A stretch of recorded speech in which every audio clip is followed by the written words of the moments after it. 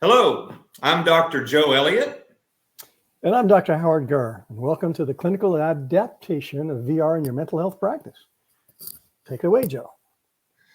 Thank you, Howie. And we want to thank AWE for giving us this platform to talk to you today. In particular, Sonia Haskins for getting us on the calendar. And as always, our engineer extraordinaire, Gupi Puskas, is keeping things running smooth from his headquarters in Romania. Now, our plan for today is first, Dr. Gurr and I are going to take turns individually presenting and describing different processes for applying tools, VR tools, with mental health clients. And then during the latter portion of our time, we're going to have a conversation about the trajectories that we'd like to see of increasing clinical adoption of VR by private mental health practitioners. So your questions are very welcome. Please just write them in the chat and we will address as many of them as we can later on today. Okay. And there we go. Sorry, had a little glitch and now I'm back on. I am a licensed mental health provider in the state of Texas. And I also do some contract coaching in other states and online. And a few years ago, I began exploring the idea of adding mixed reality to my toolbox. Now, I've been practicing since the 1990s, but I've actually been dabbling in virtual reality since my childhood. But the hardware in those days was pretty primitive. For instance, this particular headset only had 1 degree of freedom. Soon, though, I became aware of more sophisticated immersive systems being developed. But these were not available to the general public. Rather, they were limited to government and university enterprises.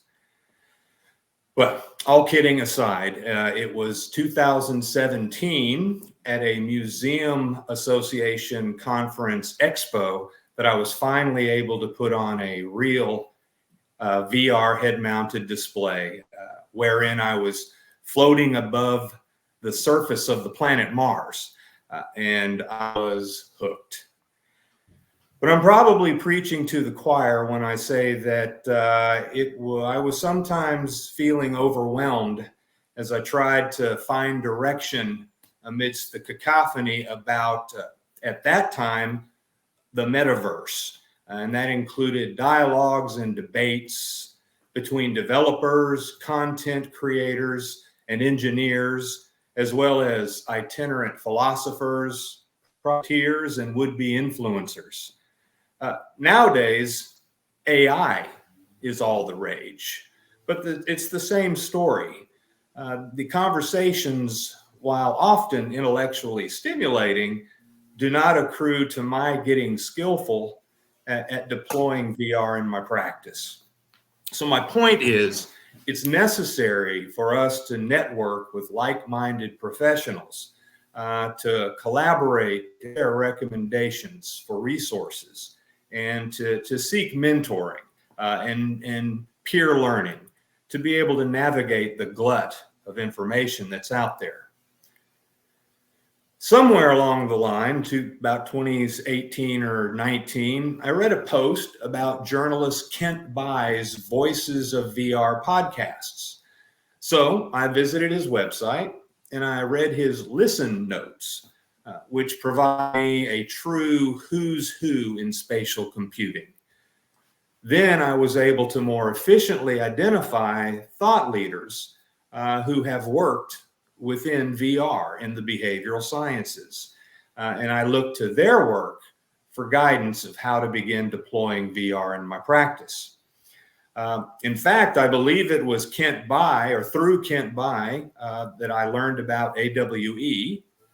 And then through AWE, I learned about Italian correspondent and artist Cecilia Lasciafari, who in 2021 interviewed Simone Barbato, the co-founder of Idego, which is turned out to be the treatment suite of apps that's my main go-to in my practice. Now, as it happens, all of the clients who have done VR work in my practice had already been in treatment with me. And also, we always meet in person. Now, I mention this because you'll see that Howie's practice model is different than mine. Now, I will broach the subject of VR with a client if I think they're likely to benefit from it. And if they agree, then we'll take a few sessions to cover the necessary bases. I'll have them sign a VR-specific informed consent, and I'll update their treatment plan accordingly. Now, if they haven't already done so previously, I'll give them training in diaphragmatic breathing, PMR, and mindfulness. And I usually just do one of those per session. So it can be a few sessions leading up to they're actually getting into VR. Now, I'll recommend that they research and download a breathing tool app of their own choosing. The example I show them is from the VA's PE coach for PTSD clients, but I tell them that they don't have to get that particular one. It's actually a very comprehensive app, and sometimes it's something of overkill for folks who just need a breathing cue tool. Now, as this slide indicates, I'll run them through a mindfulness exercise script from the Acceptance and Commitment Therapy Manual. Familiarization with hardware entails a leisurely session in which they learn how to identify and use the buttons on the controllers, how to comfortably fit the headset, and I use a smartphone app to measure their interpupillary distance. Now, once the client feels ready, they are immersed in a virtual environment, a VE, of a peaceful landscape, during which I record a baseline heart rate variability. They do not go into a treatment VE without first viewing screenshots of what they will be viewing later in Virtuo. Now, as the slide indicates here, I administer the Tellegen absorption scale to get an idea of how likely they are to feel a sense of presence in Virtuo. And here I'd like to digress a bit for a brief reflection on presence. Presence is a psychological construct. It is the sense of being there in a VE. Now, while the relative feeling of immersion in a VE is a function of the sensory perception. To be effective, the VE must stimulate adequate arousal because it's the habituation to that arousal that is the curative mechanism. But photorealism is not required for treatment success. Research has shown that if available, auditory, tactile, and olfactory cues are actually more effective than visual stimuli in increasing the sense of presence. The VE just needs to activate the fear structure. That is, it needs to evoke anxiety. Once this threshold is passed, there is no direct effect of the level of presence on the efficacy of desensitization. In other words, just increasing, in other words, the VE does not have to be of photographic quality. Once anxiety has been evoked, further increase of the resolution within the VE does not have an increased effect on treatment outcome. Feeling of presence is increased by a sense of agency, which starts with the degrees of freedom to look around the VE, and then it's augmented by the ability to manipulate assets within the VE and by any locomotion if that's practicable. To quote Riva, Mantovani, and Bouchard, I am more present in a perceptually core VE where I can act in many different ways than in a lifelike VE where I can't do anything. Excuse me. And by the way, these quotes are from a chapter by Riva, Mantovani, and Bouchard in a seminal text with which you are going to want to familiarize if you have not already. The Advances in Virtual Reality and Anxiety Disorders, Wiederhold and Bouchard. Some instruments are available to assess both trait and state presence. Trait instruments will provide an estimate of one's general propensity to be receptive to immersion, but they do not assess the quality of presence that the subject actually felt during a specific immersion session.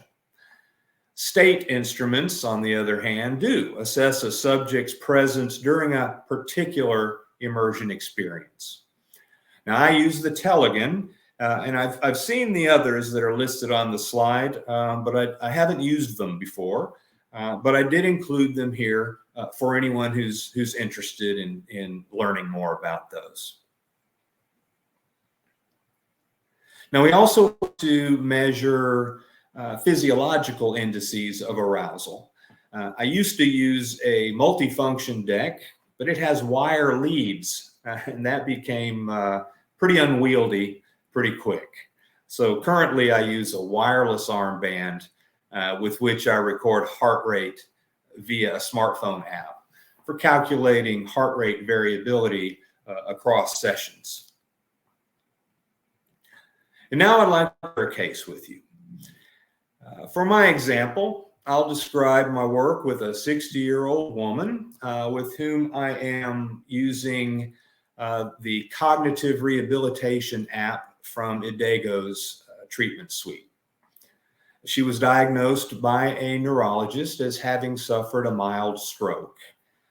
The primary effect is a deficit in her prospective memory. That is, her ability to remember to do certain tasks, as well as difficulty remembering certain steps within a complex procedure.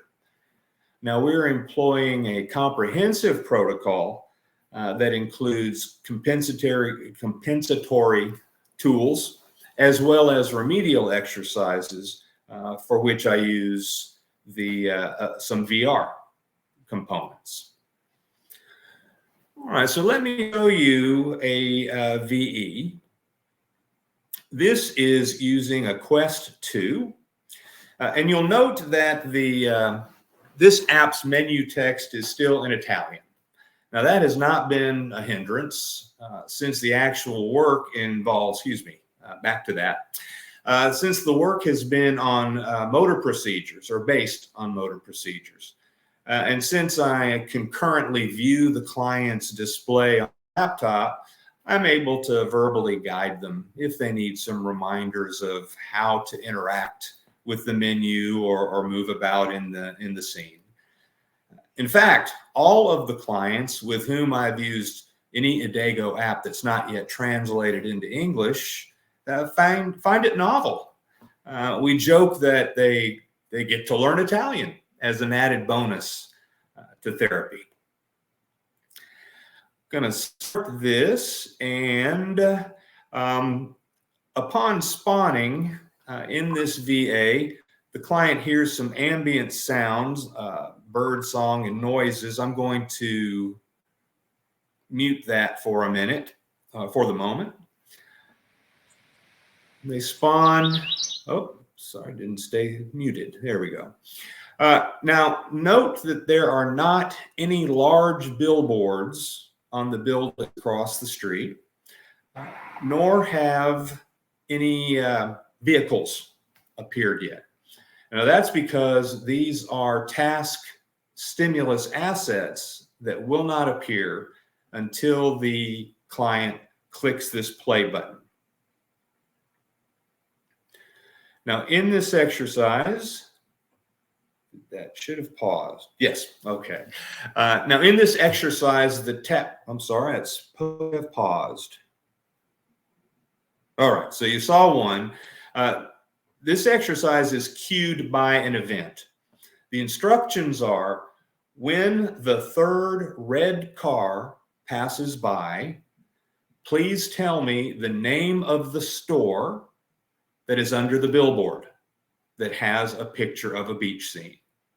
Okay, so when the third car passes, then tell me the name of the store that's under the billboard with a beach scene. Now let's continue.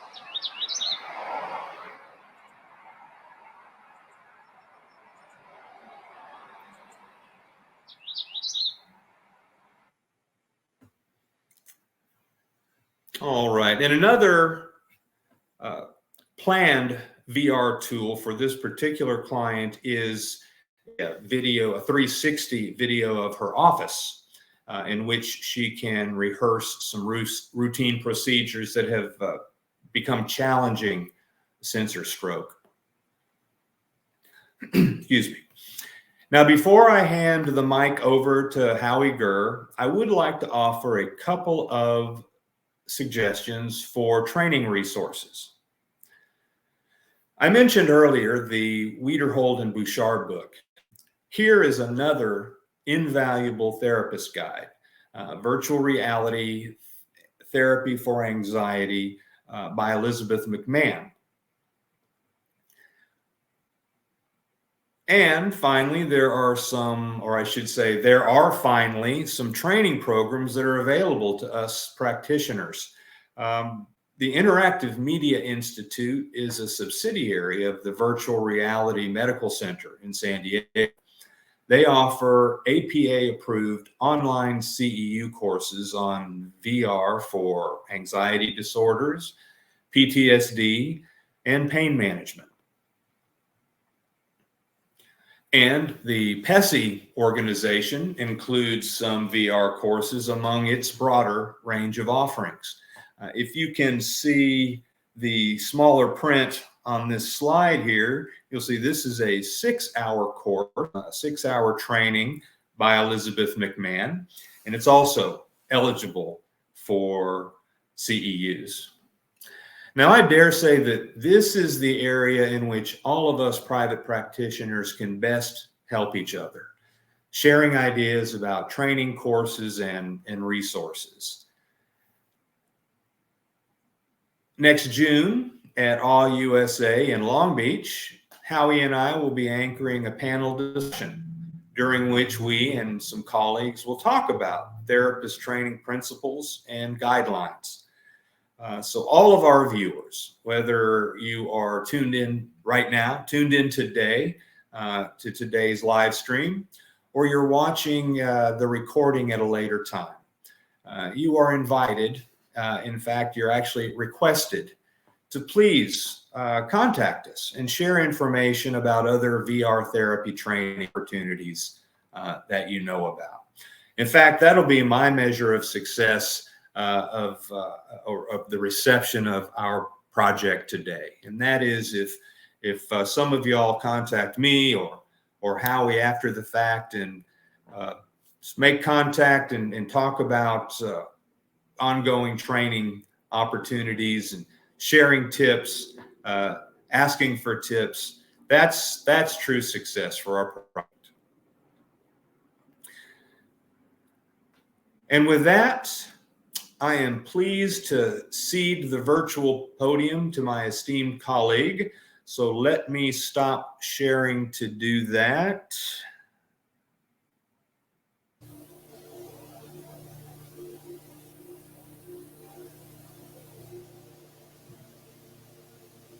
And I don't see, there you are. Oh, I'm going to mute and darken myself so I don't distract you as I check for any questions that we may have in the chat.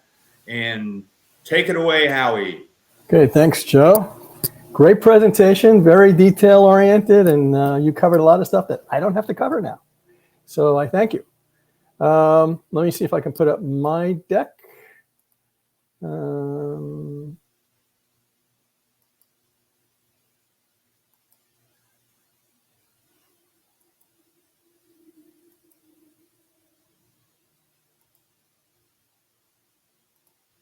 Let's see.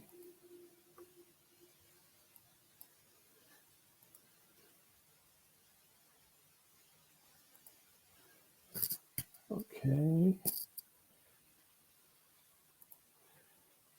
Share screen.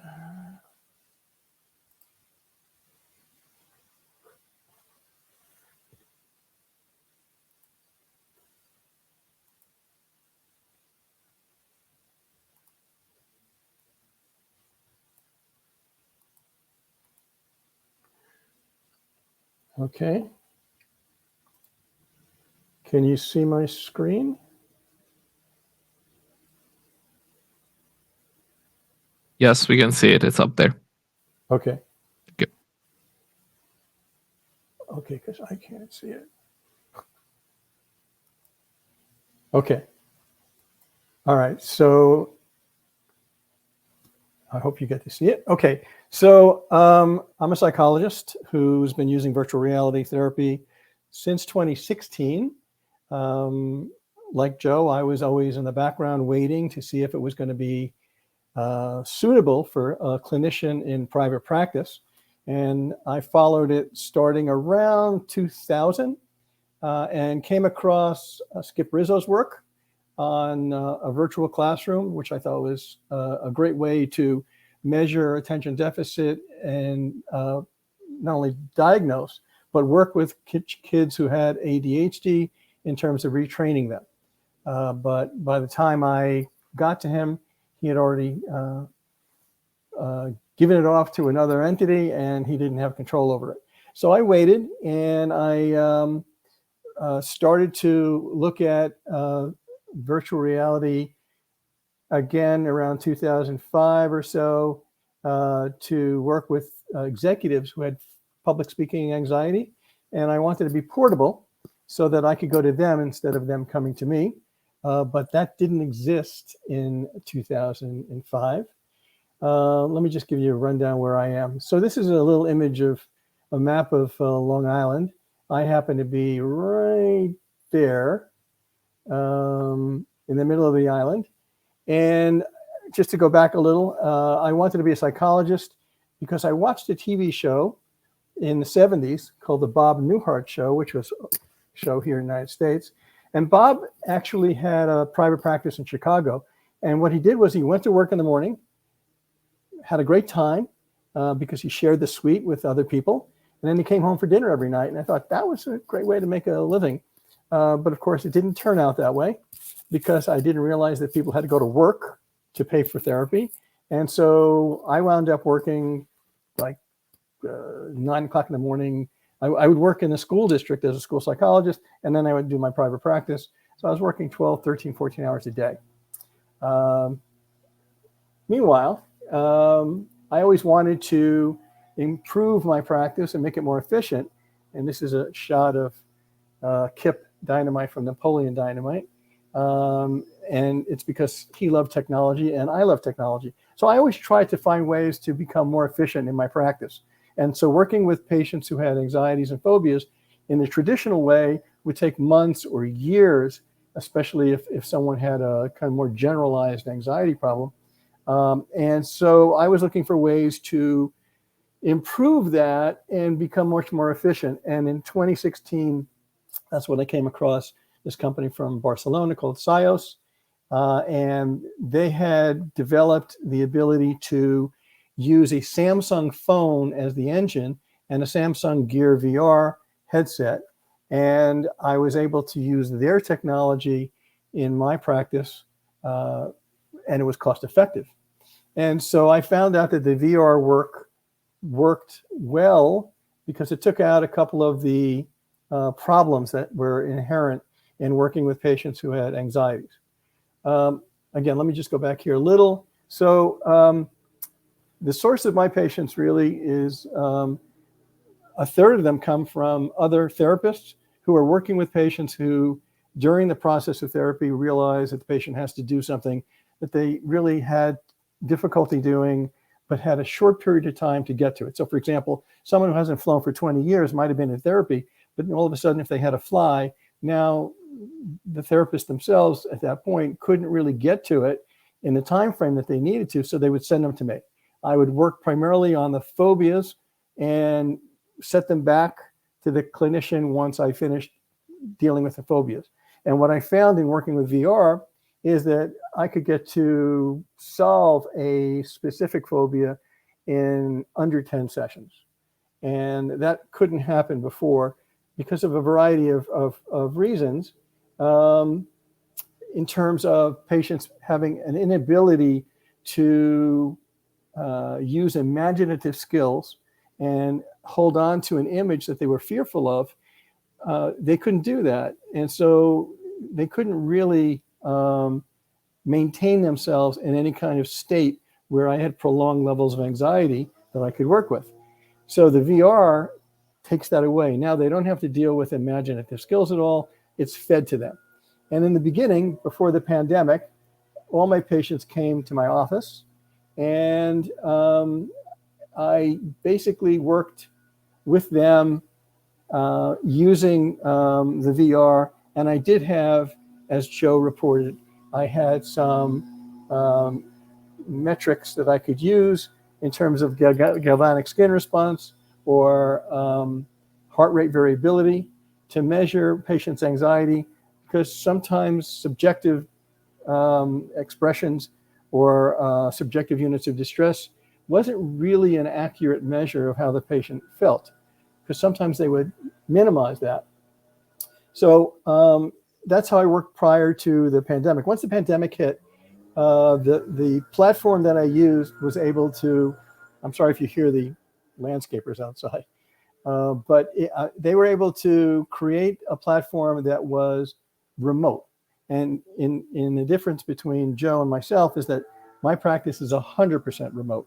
So my patients are using the VR and their home, and really all they have to do is get a really inexpensive head-mounted display off of Amazon or some other retailer and use their cell phone as the engine. And what happens in my practice is that I control their phones from my office because we're linked into the same platform, and I could control what they're experiencing in terms of virtual reality. Let me give you, if we can do this, I'm going to skip around a little. So this is a demo of the Amelia platform, which Sios has renamed themselves. Let me see if we can play this.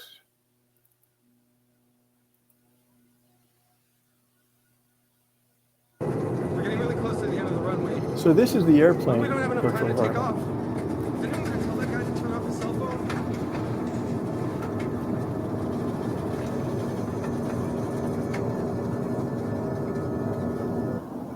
I heard that this morning a plane crashed and they've had to divert some flights. I hope everything goes well for us. Flying is fine once you get used to it. Okay, so obviously, working with a 2D version of this doesn't give you that experience.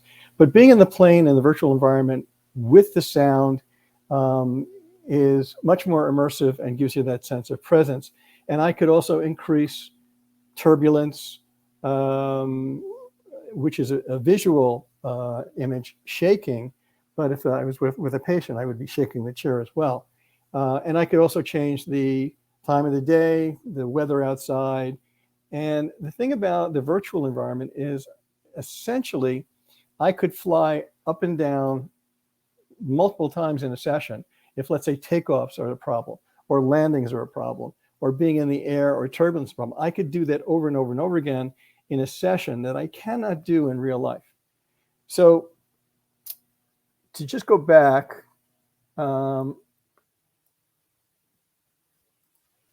this is the pre and post comparison between VR and before VR in terms of using imaginative exposure or in vivo experience, which is too expensive and time consuming.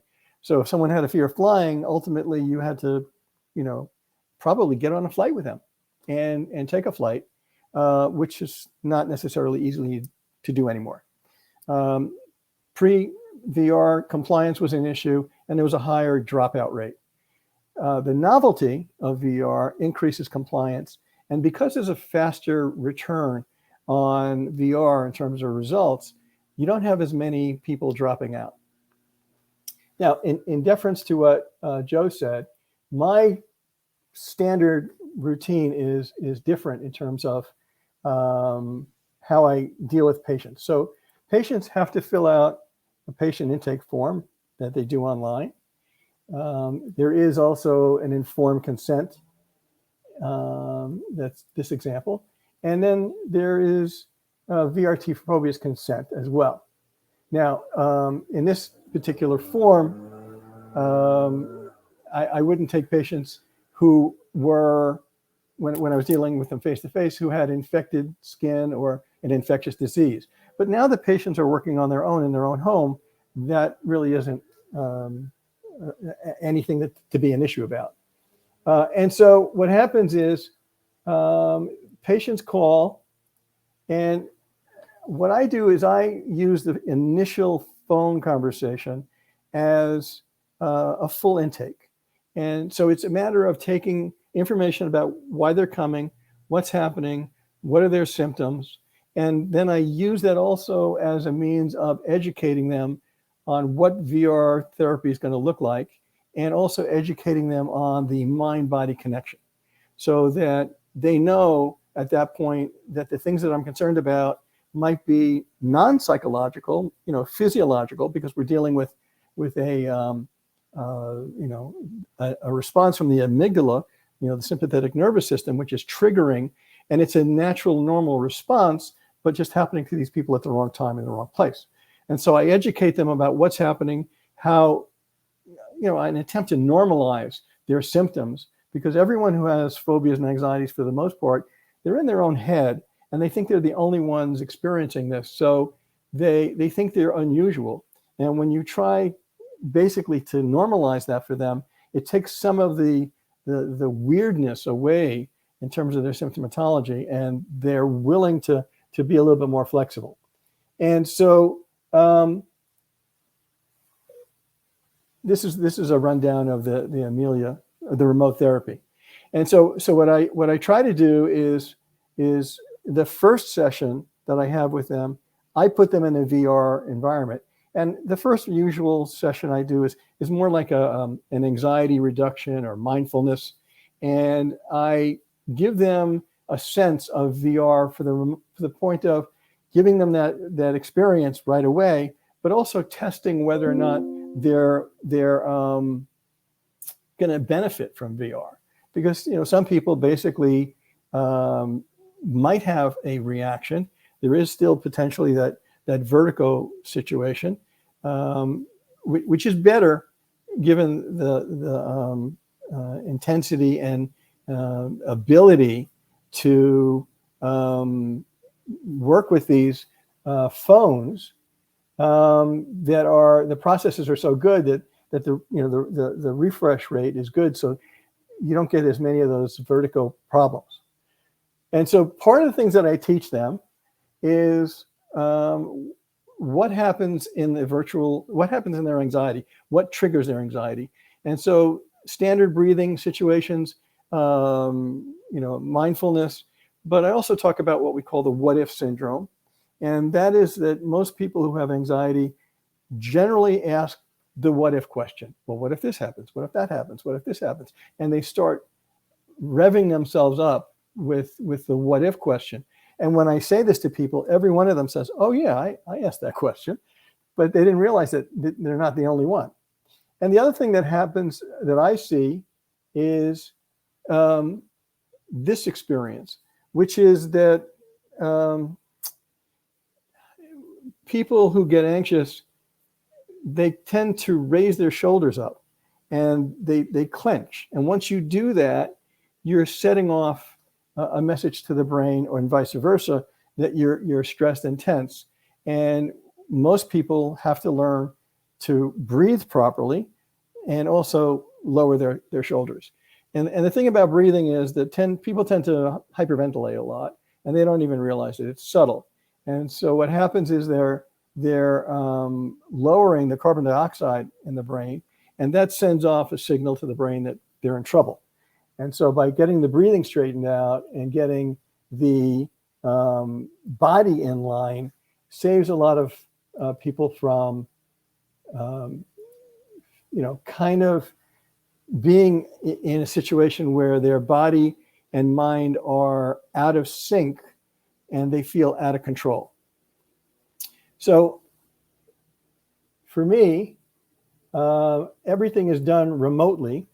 And because of that, again, I don't have the data that Joe has in terms of the, biofeedback information, or I have to rely on subjective units of distress and also my eyeballing them, because basically I do my virtual reality over a visual platform like Doxy or Zoom, where I could see them and they could see me, and I could then report to them what I'm seeing in terms of their body posture and also their breathing, because most people tend to breathe incorrectly, even when they're working on their breathing. But I could see when they're, exhaling too quickly, and I try to slow them down, and therefore I could give them enough feedback so that they can get more aware of what their body is doing. Now, I think that Joe and I both work in a situation where Amelia Virtual Care, which is the platform I use, and IDIGO, which is the platform he uses, we're therapists outside the virtual environment. And so the patient is in a virtual environment, isolated from us, and we're sometimes a voice coming at them. And my concern has always been this issue of the balance of being a therapist and working with patients, and also not ruining the presence and immersion because this disconnected voice is talking to them. And so we have to be careful about how much we intervene during the session. There is another kind of platform, and that's an example of TheraVR, which is another platform where the patient and the therapist are both avatars in the same virtual environment. And I think that has its place in situations where I think it works great in groups. I think it works great where the patient and the therapist are facing something similar.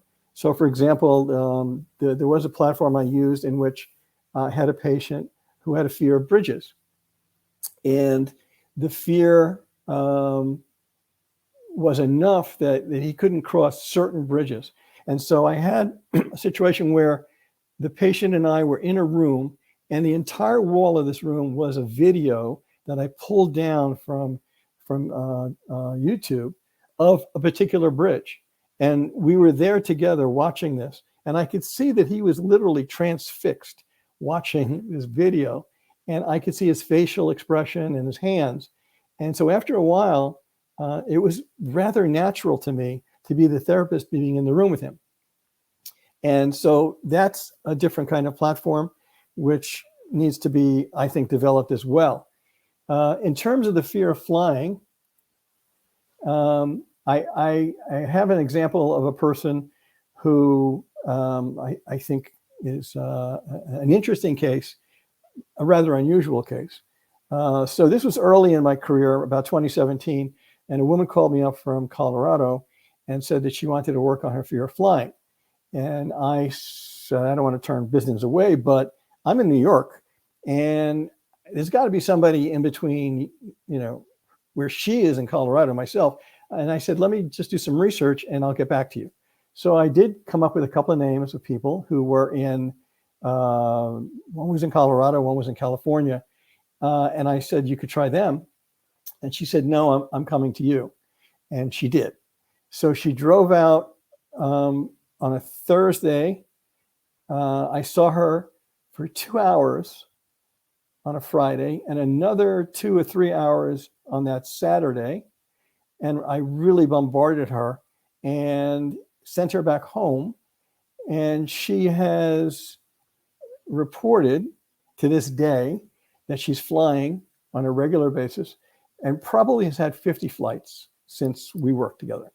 Now, that's an unusual situation that worked very well, and VR definitely was the key, but that could never happen in traditional therapy. And so that's where VR comes in. In terms of, I know Joe talked about breathing exercises. The platform that I use, Amelia, allows me to provide patients with homeworks. They call homeworks. I don't particularly like that word, but it's actually the ability to use the relaxation, the breathing, Jacobson muscle relaxation on their own without me being there. And so they get a code and they could use these practice sessions to work on their breathing and work on their body-mind connection. And I get a report from the platform every time they use it. So I know how often they're using it and when they're using it. And I find that that's very helpful to speed up the process of working on anxiety disorders. So I hope I covered enough so that you understand. I did bounce around a bit. So I think that would be it for me. If we have any questions, let me just. No questions yet, but that's never stopped us from going on a conversation. And in fact, I realized that we forgot to warn Goopy that he's probably going to need to give us a 5-minute warning, and even then, he's probably just going to cut us off. We'll find out which one of us was speaking because now we get to just freestyle it for a bit, and we had talked about a couple of different ideas. We frequently do. Right. Ideas that we have predictions as well as hopes about the future trajectories of the expansion of clinical adoption of VR in private practices, as well as just future directions that we'd like to see. Mm-hmm. You mentioned homework, and I was wanting to ask you. You mentioned that your homework, the Amelia homework, is physiological, right? It's relaxation, breathing, things like that. And Idago that's next on that's one of their next year kind of things. I am not aware and would love to be corrected if I'm wrong, but I don't think any platforms or any treatment suites yet have capacity to do homework the way it was done, the way it is done in traditional exposure. That is a recording of the actual session that's sent home with the client, and the client listens, has a record sheet. Are you aware of any of that, or no? It's very interesting that the first iteration of the platform, the SciOS platform, had that capacity. Oh. And then it disappeared. And I was concerned, I guess they're concerned about some kind of FDA issue about, what happens if you are evoking anxiety in a situation and you're not there as the clinician. Does that potentially create some kind of danger for the patient because Hmm. they may be, re-traumatized in that situation, and you're not there as a therapist. I think, and I did ask, by the way, Amelia about that, and they said that was on their next year plan to introduce, to introduce that into the homework module. So I think that there's that piece, but I also can understand the concern that if someone is highly responsive, then they might be re-traumatized by using, a very similar virtual environment to what they're actually fearful of. But again, I work primarily with phobias and anxieties. I would have to believe that there are other reasons why that would be beneficial. Like, for example, working with autistic children, that might be, being able to create that environment that may be problematic to them, or even, people with dementia or seniors or, people who have other issues. Having that exposure, even though it is that clinical experience, it may be beneficial. But to me, I'm always evoking anxiety and creating it. And so I can understand where it might be something to be cautious about. That's a good point. A liability issue to be mindful of. I encountered that one of my initial forays, or as I mentioned earlier, in the very early years, being bombarded by different ideas. There are several enterprise level clinics that have haptic devices that help increase immersion, and especially rumble seats. Right. Very, very interesting ways of adding to presence, the feeling of presence. And I played with the idea, talked to some folks about how to cobble those together. And that's when I first heard, it's like, well, you probably don't want to strap a electromagnet to somebody's chair bottom. You might want to go ahead and get a commercial product. Oh yeah, liability. Something to think. We talked about the olfactory sensory as well, and there are some companies out there creating smells to escalate and enhance. But I always thought, is it possible somebody could be allergic to that material, whatever they're using? And so is that another liability issue? I don't know. I just think that, we're stepping into territory that's unknown. And I think we need some research to really solidify the cost benefit ratio of these things, because it's all new. I mean, even though virtual reality, as we know, has been around, you showed that little slide thing. I actually have one of those original 3D slides from like 1890. You put a card in and Stereoscopes. Yeah, right. I have one of those. But I think it's been around forever, but it just hasn't been incorporated enough to make it as sound a treatment plan and approach as we would like. I think it was 1985. There was one article pertaining to VR, and I think in 2017 there were 1,000. Mm-hmm. But even 1,000 is not a large number of research projects. Really, not that big in the big scheme. That's and your point. Good idea to add to our informed consent. We do always hopefully encourage our clients to get not just medical clearance or medical opinion before VR, but get a checkup when they first start therapy, just to be sure there's not something biological going on that's adding some of the some of the symptomatology. But in terms of allergies, that's a good point. I worked with a client with a air travel anxiety, and we problem solved. We talked about getting some olfactory sensors of some sort, because when I first asked him, what do you think of when you're going on air flight or air travel? And he said, I think about walking down the jetway and I smell the jet fuel.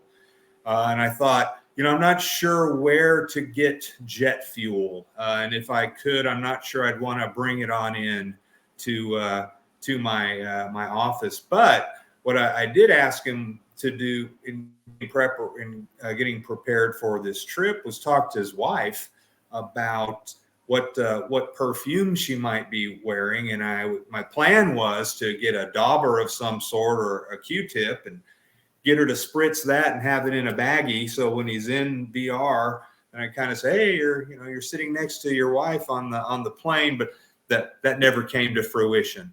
Yeah. But no, I think that as a clinician, I think it is important to recognize the medical contributions that people have that either they're aware of or not aware of. And so over the years, I've had people who would say things like, I'm really anxious and depressed, and I have no reason to be. There's nothing going on in my life at all. And I can't figure it out. And I would say, I'm going to ask you a question that's going to seem odd, but have you also noticed that your skin's kind of dry? And over the years, I've had at least 2 people say yes. And I would say, okay, I want your thyroid checked. And those 2 people, once their thyroid was kind of addressed, their thyroid deficiency, they felt a lot better. So it's like those kind of things happen. Or, yes. I had a kid who wouldn't go out to eat, wouldn't eat in a restaurant at all. But it turned out after I dug enough, he was lactose intolerant. And he was getting sick every time he went to a restaurant. And that's why he wouldn't go out. And the family never put that together. But again, these are things that, as a clinician, you have to kind of, I guess, think outside the box and be able to look at the whole. And I think that's where the VR and, augmented reality comes in. It's outside the box. It's right. not the traditional therapeutic approach that we were taught. It's not the standard. And I think that once you start, putting it together and as you said, you cobbled things together, we need to be able to be creative and come up with ways that we could use whatever technology there is out there to really meet our patients' needs. And I think we've discussed this, that clinicians are very conservative and very loath to take on new technology that they're not trained in. And the idea that something has to be, kind of put together to work is intimidating. And so, for the people out there who are maybe in the, the enterprise section of the world or commercial section of the world who want to maybe meet the therapeutic needs, it's got to be as simplistic as possible. Yeah, right. That's right. And that that PESI course by Elizabeth McMahon that I've had up on one of my screens, I've almost finished with that one, but I definitely recommend it. But she makes a point within that course that even when a therapist is convinced that VR is effective and has successful treatment outcomes on record, they still will not deploy it themselves if they have any kind of concerns or worries. So that's got to reflect back on their own concerns about, am I going to be able to do this, or what might I encounter if I take this step? Thought that was an interesting point. Yeah, I think it's just that that apprehension about stepping into territory that I don't know, and incurring costs or potential risks. But as the risks are minimal. I have more people who would drop out of traditional therapy than would drop out of VR therapy. And And I think that, the number of people who've had any kind of untoward experience is, it's minimal. Mm-hmm. So I don't see a downside. And again, my point of view is VR isn't for everybody. It doesn't resolve every issue. I think that there are patients who VR would meet their needs, but there are patients who VR is really not, not necessary, or not even, a tool that I would pull out because it just doesn't meet their needs. So VR is a tool, Yes. and it should be used appropriately. Right. If only because the headset is not comfortable, or they never become comfortable with using the controllers or working within. There's just some folks. It's not necessarily a question of cyber sickness, but some clients are going to try it out and then decide, no, this just isn't something for me, and we'll go back to more traditional protocol. Right, but I also think that I can't say that every patient that I have comes in and VR is universally given to all of them. It's a portion of my practice who I think VR makes sense, and I think that just the people who have generalized anxiety issues or basically have lost the ability to feel relaxed and calm because their lives are so stressed, even for those people, VR actually is beneficial. And I like the fact that I could give them those homework assignments that they could use on their own. That might be separate from what I'm doing with them in a traditional therapeutic format. So that's just a bonus to me. As you use breathing exercises for people, that's what I use. So I think that it is, on many levels, the gold standard. But I also think we're now progressing and moving into it more and more because the technology is getting easier to use. And I think that it's an evolutionary process here. Right. Even though, VR was supposed to be the revolution, I don't see it that way. I think it's a slow but hopefully steady process of incorporating VR and AR and all sorts of mixed reality into our everyday existence, so it becomes, ubiquitous, like, the cell phone. Who needed a cell phone 30 years ago? Well, I'm going to steal your thunder, but I am crediting you with it. And that is, first off, to say we've got just under a minute, but we're expecting about 20 years before this becomes mainstream, but we're only about 7 years in. Right. And that's by Dr. Howard Gurr. Mm-hmm. Howie, it's been a pleasure like always. Let's do some more, and then I hope everybody will join us in June in Long Beach. I've got a couple of great colleagues hoping to come join us in a panel. And I'm saying goodbye to everybody. Howie, you want to say goodbye to everybody? Goodbye, everybody. Joe, this was great. I know we could do this for hours and hours, but obviously we have a time limit here. So it was great talking to you again. And yeah, let's do this some more. This is terrific. All right. I'll call you. Okay. Thanks, Howie. All right. And thank you, Goopy. Thank everybody for joining us. See you next time, whenever that may be. Bye-bye. Bye-bye.